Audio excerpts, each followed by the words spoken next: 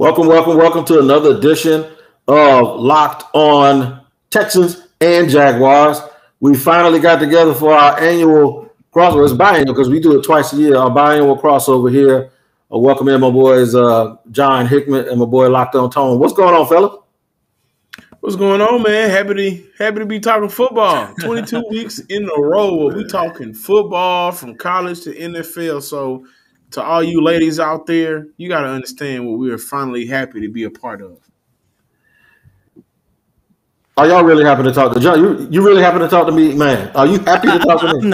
I'm not. I thought for a second I was gonna come on here and gloat, but Texans made a couple questionable roster moves that had me Texan Tone just giving my apology for all the foolishness that I was talking during OTAs, during training camp. I'm not excited. I'm not excited. Man, you don't have to apologize to me, man. You know, it's all gravy. You know, we're gonna see what it does on Sunday. Let me let you know about this though. It's not too late to listen to the Ultimate Season Preview 2021 for previews of every team and every division from our local experts and Odyssey's NFL experts. Search Ultimate Season Preview 2021 today on the Odyssey app or wherever you get your podcasts. Great show. We were all on that show. We put a lot of work into that. So now we can get to the business at hand.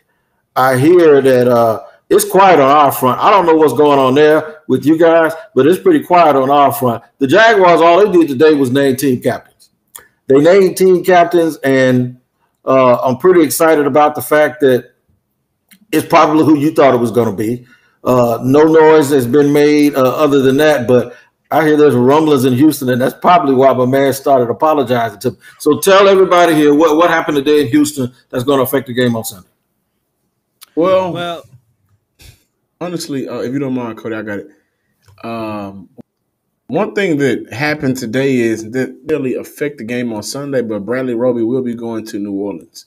Now, he couldn't play week one due to serving the rest of his suspension, but he's going now. That may possibly affect the game is Danny Amendola, who Houston signed on Tuesday night.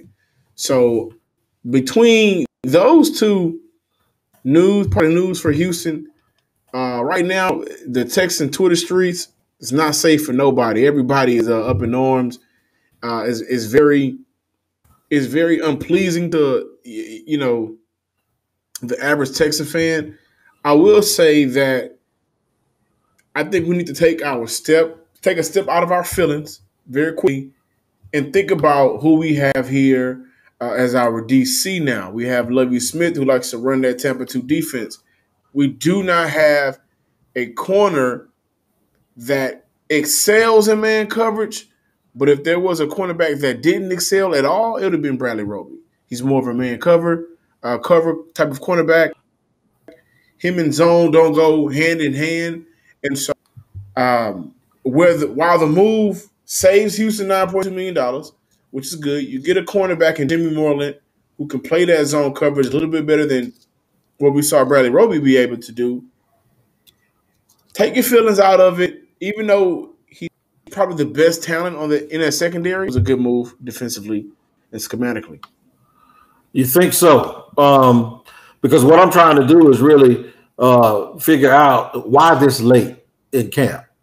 Well, you got to take a look at it from a standpoint, and I actually had an opportunity to ask David Culley this. Like, was Bradley Roby the only veteran player that you guys are shopping around? And he said that at this very moment, the Texans are not actively shopping people around. But what he did tell me and the rest of the reporters was that if a team calls and say they would like to explore the trade market for this particular player, if the trade makes sense for the Houston Texans, i.e., in Nick Caserio case, building this team in his image, that means getting rid of bad contracts. That also means trying to get as many draft capital as possible, because we all know, given everything that's going on with Deshaun Watson, the Texans, their top priority is not to win games. I'm sorry, Will, you did tell me that earlier, but their top priority is not to win games. Their top priority is try to build this team for the future and not go through a long rebuild where you look up and say in the next 7 years,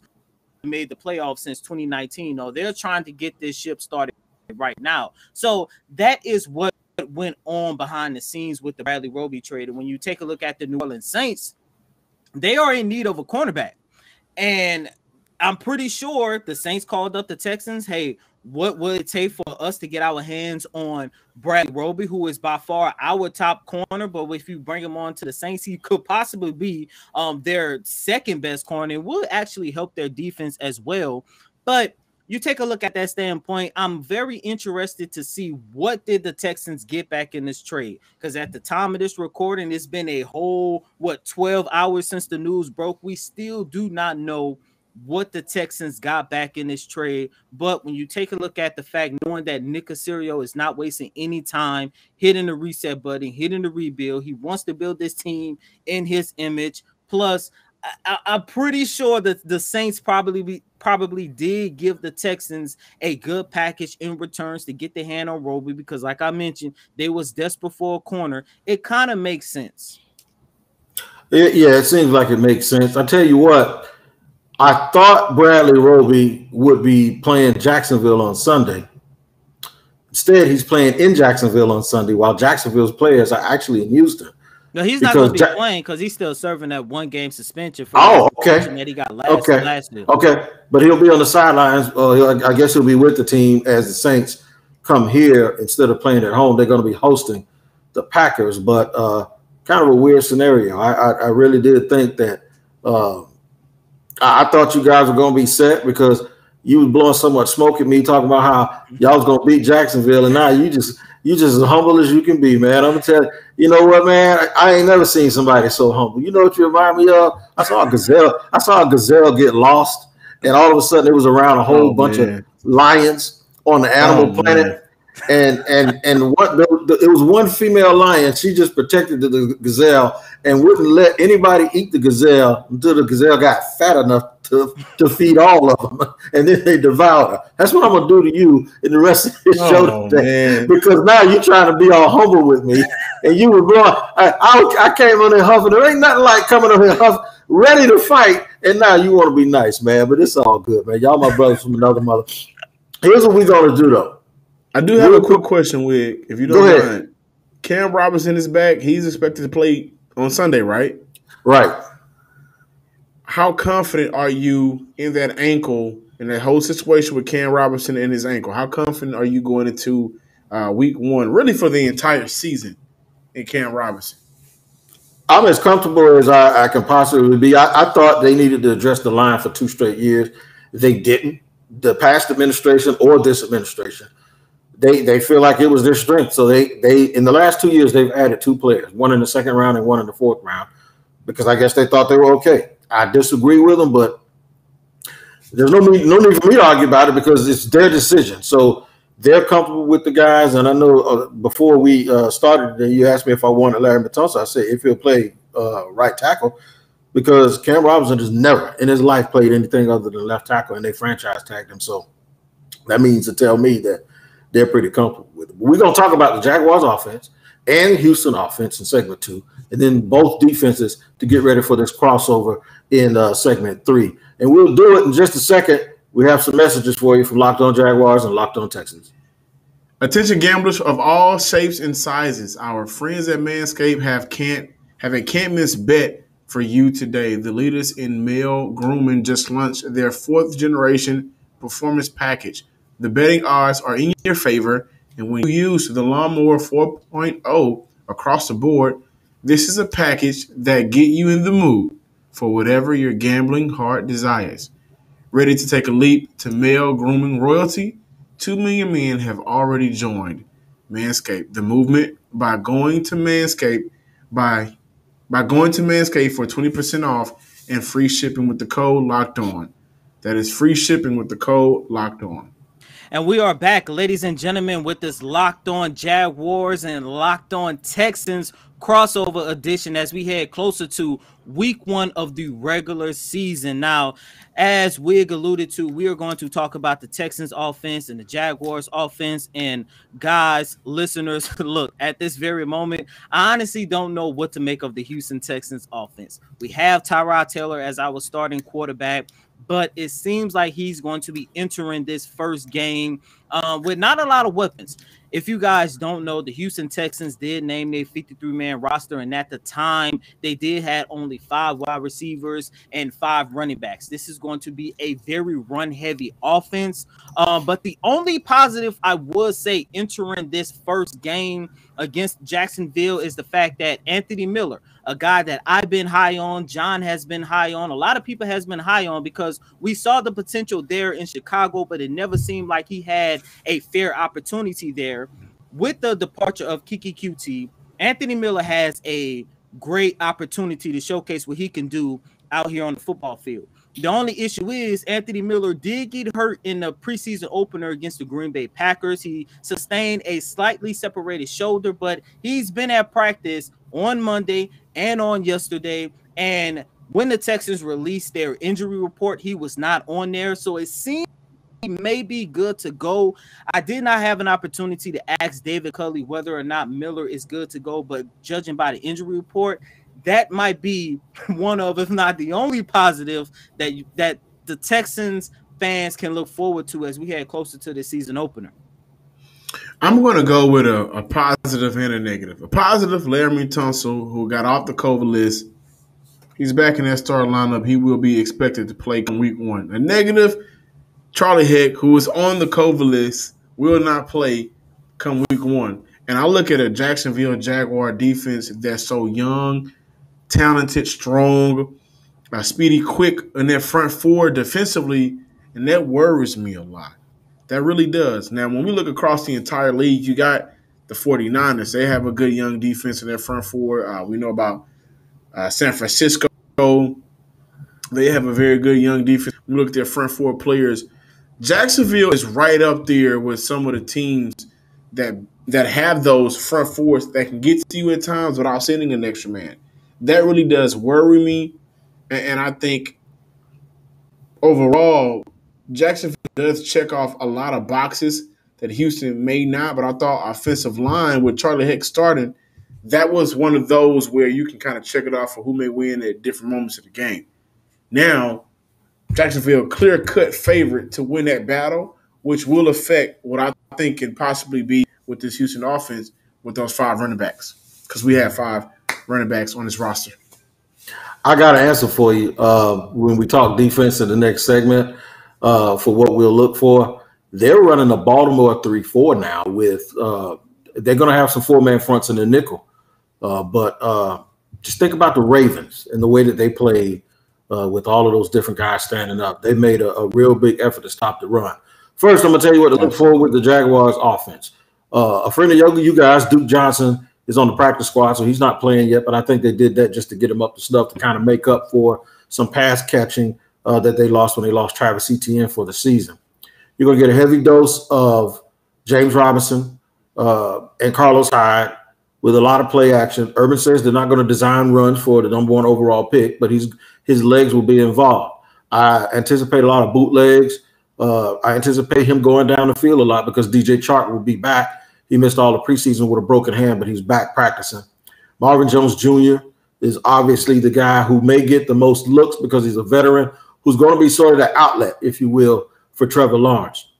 The offensive line hasn't played together all preseason, so they've struggled at times. However, in the 3rd preseason game, they did look a lot better against Dallas, even though they were playing against Dallas's backups. But before that, they were playing against the backups from other teams, and they were struggling. So getting everybody back for the last 2 weeks without the quote-unquote quarterback competition, they've really had an opportunity to develop an identity and build a playbook around the strengths of Trevor Lawrence, which is a lot. So I think this is going to be a game where Trevor actually throws it a lot if they can protect him. I would be surprised if they start running and then they use play action, really open the passing game up for about 2 and 2.5 quarters. And if they're successful and score points, then turn around and go back to the run and feed guys like James Robinson and of course, Carlos Hyde to try to seal the game. That's sort of the formula that I think is going to happen. But it's going to be super, super interesting to figure out the identity of both teams since these are 2 new staffs. So I want to talk about the defense. I really do want to talk about the defense. And can I ask you a quick question? Sure. Why does it seem like James Robinson has been lost in the mix this offseason? The guy just had a generational type of year last year with rookie year, and they go out and draft Travis Etienne, of course, Sunshine, Urban Meyer. It seems like the one bright spot from last year has been dimmed a little bit. And, this guy can really, kind of make or break this offense a little bit. I think so with his talent. Well, when you think about James Robinson, just think about it. Coming in the last season, nobody knew who he was. So the fact that he isn't getting that treatment, it don't affect him one bit because nobody knew who he was anyway. And he came in and unseated Leonard Fournette, and he was able to do his thing. I think the lack of emphasis on one runner is Urban's college background, where you usually have a running back room and you're probably going to use 4 of those dudes. And the league has sort of over the years, outside of Derrick Henry and a few other guys, the league has kind of gone to that 2-back set where you have, for instance, look in our own division with Nyheim Hines and Jonathan Taylor. So you have like this 2-headed monster. And with the Saints who will play here, over the years you've had Alvin Kamara and somebody else, or somebody else in Kamara before he was even a starter. And when you look around the league, you see this 2-headed monster. In Tampa, who won the Super Bowl, you saw 3 people, right? The Chiefs had a dude who had 100 yards in the Super Bowl and was a hero, and they went and drafted Clyde Edwards-Helaire. This is what teams are doing around the league. So I really think the nature of James Robinson, his personality, where he just comes in and he kind of keeps his head down. I told somebody last year he had the personality of Walter Payton. And that's just what he does. He just comes in, he works hard. You almost can't see what makes him so good until they start playing. And then he'll do something and you'll go, wow, he's really, really good. So that's just the kind of player he is, and it's really his personality. You combine that with Urban's background, they don't really have to feed his ego because he doesn't have one. I hope that answers your question. Listen, that just, if we can talk football, that shed a little bit about what kind of makes him who he is. Like you said, he came out of nowhere, burst on the scene. Even when they go draft a running back, won a national championship, everybody knows their name in the first round. And then he goes down. Unfortunately, I really wanted to see Travis Etienne on the field this year, but even with Robinson was going to start regardless. Etienne was here for explosiveness. He was here because the Jaguars were almost last in the league of big chunk plays. So he was here to probably touch the ball 4 or 5 times in the running game and 4 or 5 times in the passing game, maybe 8, 9, 10 touches a game. Unless he, of course, anytime a guy gets hot, you're going to keep giving it to him. But I always look at it like this. James Robinson was always meant to open the game and always meant to close it if they win. Exactly. Right. Exactly. That's all I'm saying. Like, even with you bringing all that in, you kind of look at him like, did they forget about you? They forgot about you last year and look at the type of year you had. So this is a perfect player for Trevor Lawrence to get, accustomed to the league. You can hand the ball off to him. He can make plays, make your job a whole lot easier. Absolutely. And you know what else he does very well?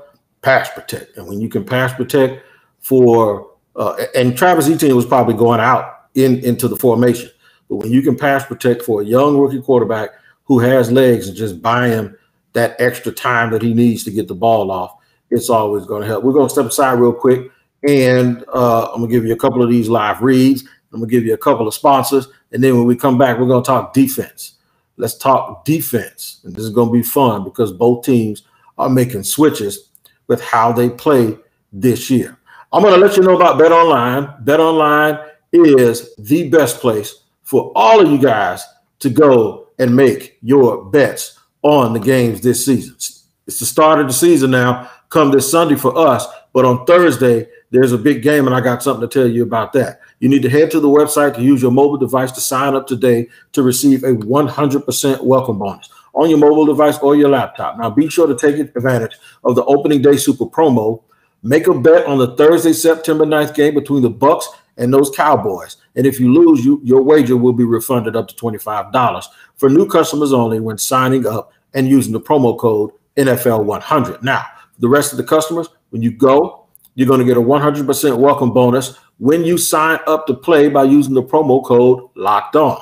From football, basketball, boxing, right to your favorite Las Vegas casino games, don't wait and take advantage of all the great offers available for 2021. BetOnline is where I go. It's where you need to go because it's your online experts. And I'm going to hit you up right now about rockauto.com, man. If you have a vehicle or if one of your family members has a vehicle and you need to make sure that you get quality parts and accessories for your car, make sure you do it at rockauto.com because it's a family-owned business serving auto parts customers online for 20 years. Go to rockauto.com to shop for auto and body parts from hundreds of manufacturers. I hate going in those chain stores and they're asking me silly questions that I don't know the answer to. What size is your engine? I have no clue. I just need the part, right? And I don't want to wait while they stand there and order it and some dude drives off to a factory down the street and go to get it. All I got to do is go to rockauto.com and pull it up, and they're going to ask, how did you hear about us? Right, Locked On in that how did you hear about us box so they know we sent you. And then all you got to do is just wait, and you'll get a knock at the door, and your parts and accessories will be there, and you'll save 30, 40, 50, sometimes even 70% on your parts and accessories. So it's an amazing selection, reliably low prices. All the parts your car will ever need are at rockauto.com, and make sure you tell them that Locked On sent you. Segment 3, right here with the boys. That's right, with the boys from the Houston Texans. We're here on segment 3 of a crossover edition with Locked On Jaguars, with Locked On Texans. My boys, you know, they got confidence, but not as confident as they're not quite as confident as they once was, but anything can happen on opening day, and opening day is Sunday. What we're going to see is, and I'll go first, we're going to see two defenses that are totally different. And I said in the last segment that the Jaguars are now running a base 3-4 with their nickel being a 4-3. One of the things that they made a concentrated effort to do was stop the run. So I think it's very interesting that both of you guys talked about how many running backs you're going to have and how David Culley is going to have a run-first offense. The Jaguars made a concentrated effort. Urban Meyer said he wanted one of the top 8, which is he wants to be in the top quarter of the league for defensive line. He really addressed it. He made a trade for Malcolm Brown. That was big, by the way. Yeah, they went and got Roy Robertson Harris, a developmental guy that they really liked because they have some relationships that said he was going to be a good player. They got him from Chicago. And, I mean, they got some rookies that they had back last year in Devon Hamilton. Josh Allen is better at outside linebacker. Getting Jihad Ward from Baltimore, where defensive coordinator Joe Cullen came from, and Urban said he wants to play like the Ravens. I think you're going to see a mix and match front with a bunch of big physical guys that can run when they go up against Houston in that run and attack Sunday. I'm scared of y'all front 4, man. With that front 7.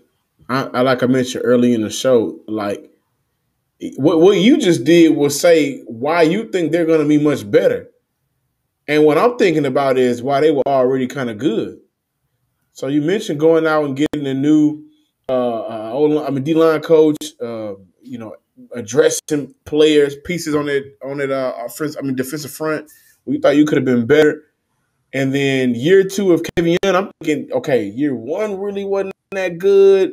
Didn't meet the expectations that most people thought. But year 2 with the development, how much scarier can that front 4 and 7 get? And what an offensive line is already out. You know, that's missing Charlie Heck, who isn't going to be that equipped to go against y'all. Now he's got out the game. That's scary. But I think for defensively, I think Houston has a good chance to dominate with their front 7 because I believe Houston is in the same position the Jaguar defense is. A little bit better than your opponent will be. Charles Omenihu, I'm expecting to have I think Houston has a lot of talent at 1 and 3 technique where they can really cause problems, whether in the run game or whether in the pass game, for your line, throw off whatever Trevor Lawrence wants to do, get after him and hit him a couple of times, right? So I think that's a situation where Houston can win, and I don't trust, and this is not me taking a shot at him, I just don't trust Cam Robinson. I really don't. I trust that bookend for either side of the ball for the Jacksonville Jaguars. And I think if Houston can win that battle, then they have an opportunity to win the game defensively for them. Because I don't trust our offense neither. That's fair. Yeah, for me, I think the only way the Texans can actually win this game, John, to your point, is if the Texans defensive front do a great job making things uncomfortable for Trevor Lawrence. Because Wig, like I mentioned, I think Trevor Lawrence is going to have a tremendous career here in the NFL, but I think because this is going to be his first game, he might not look as good as we know he's going to look. Let's say I think the next time we play y'all may be like week 10 or somewhere along those lines. But because this is his first NFL game, I think if the Texans can actually get after him, knowing that you guys are going into this game with a weakened offensive line, if they can make that, uncomfortable for him, I think that could force Trevor Lawrence into making some questionable decisions. However, on the flip side of this, and no, I'm not just saying that just because we traded Bradley Roby, because if Bradley Roby was still part of this roster, he was not going to be playing his first game. I always had questions about this Texans secondary because without Bradley Roby, I believe right now our top two corners on the depth chart is Terrence Mitchell and Vernon Hargreaves. And if Trevor Lawrence can get into a rhythm early, then he's going to do some wonders in his very first game against the Houston Texans. Plus, when you take a look at the secondary in its entirety, yes, you still have Desmond King, but Lonnie Johnson Jr., he's been dealing with a thigh injury. At first, they say it wasn't that bad, but now this whole entire week, he did not practice. He's listed as questionable as we head closer to this week 1. So right now in this secondary, our best player might be Justin Reed, and that we saw the issues Reed had last year when he only one out there on the field trying to make plays, trying to make plays on the ball. Yes, when you bring in guys like Desmond King, I mean the secondary is a little bit better than it was last year, but the loss of Lonnie Johnson in the secondary is going to be a problem for the Texans. And like I just mentioned, if Trevor Lawrence can get into a rhythm early on, then you guys might be able to pull away victorious in this game. I think special teams will matter. And Logan Cook, our punter, is one of the best punters in the league. And Josh Lambo, our place kicker, is one of the best place kickers in the league. So add that to that caveat. Now I'll give you a prediction. I think y'all going to have some fight in you because it's a home game. It's a home opener.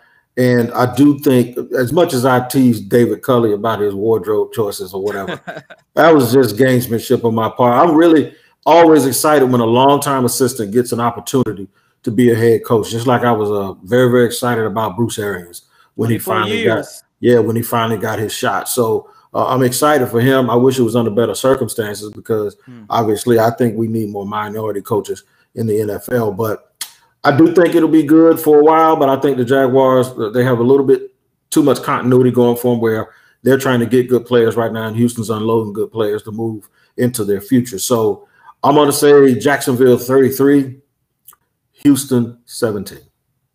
Oh, wow. I'm going to say, everything that you just said. I think because the offseason has just been terrible for the Houston Texans, they have been a laughing stock. Not only are you guys coming in with a rookie quarterback, you guys are also coming in as a rookie head coach. I still got the Texans coming away victorious in this game, John. This might be my only time I say this, but I got the Houston Texans 13-10. No, I think Houston wins this game. It's something about how I'm sorry, Wig. I value what I think Lovie Smith can do.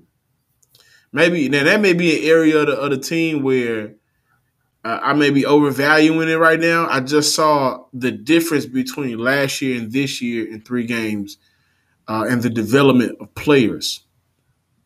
But I've been saying all along, if there is any game Houston will win, it won't be the second time we play y'all. The first time week 1, I think Houston goes and get this dub 24-18.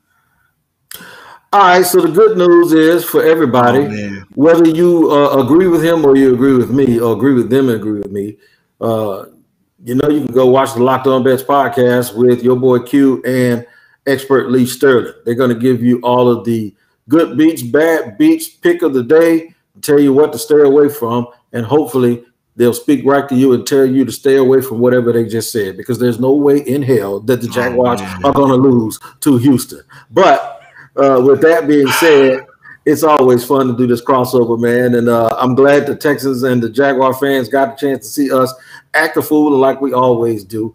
And something I always say is we need to take care of each other. So everybody do that until Friday, when the Locked On Texans podcast and the Locked On Jaguars podcast gets right back to regular programming.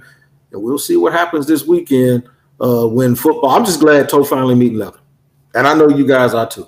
We're gonna have fans in the stadium, and I guess it's gonna be fun for everybody, man. So yes, I am.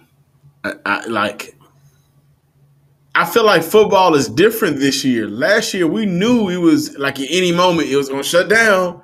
We weren't gonna have football, but we made it to the Natty Championship game. We made it to the Super Bowl last year, so now that fear is gone. I'm looking for tickets to go to certain games. With my boys, I feel football. I cover high school football here in Texas now, so there's no fear of it canceling. I'm happy. I'm ecstatic that we got football back on all 3 levels. Hell, 4. I went to a middle school game. Wow, there you go. Well, my man, you said you was gonna come on and be humble, and then you picked the Texans to win anyway. So I gave y'all 13-10. Steve, I say first of all, think y'all about to. What'd you say? 33? Like what? I said because of the kicker. We're gonna probably kick. How many field goals you need for 33? 4. I think that's what's gonna happen. I think we'll score 3 touchdowns and kick 4 field goals. But first of all, take that bass out your voice when you talk about you gave me 10 points. Yeah, my grandma can score 10 points. I think Trevor Lawrence turns the ball over a couple times Sunday though. Yeah. Okay. Well, that might be. That might. I tell you what, Bradley Roby won't be picking them off. That's for sure. Oh man. You know, no, we wasn't gonna have them anyways. So it really don't matter. Yeah, I know. I saw a hidden camera of Bradley Roby when he got traded today. He said, whew. So that tells you everything you need to know about that. So, no, man, I'm serious though, man. Good luck to you guys Sunday, man, and thank y'all for joining us here on this crossover episode. You know I wasn't gonna let you get away without killing you, man. Take care from T-Wig and my boys with Locked On Texas in Houston.